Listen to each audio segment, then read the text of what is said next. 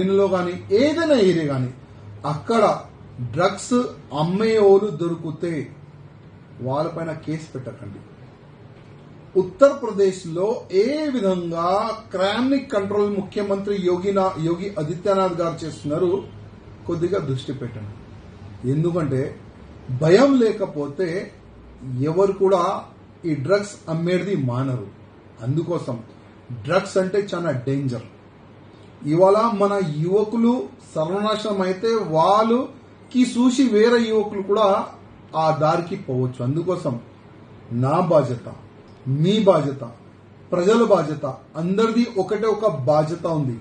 Drugs ని control చేయడానికి మీ ఏరియాలో కానీ ఎవరైనా డ్రగ్స్ కి అలవాటైతే, డ్రగ్స్ అమ్ముతే యాంటీ నార్కోటిక్స్ టీమ్ ని సూచన చేయాలని ఆల్రెడీ అందరు కూడా మెసేజ్ ఇస్తున్నారు. నేను కూడా మెసేజ్ ఇస్తున్నా.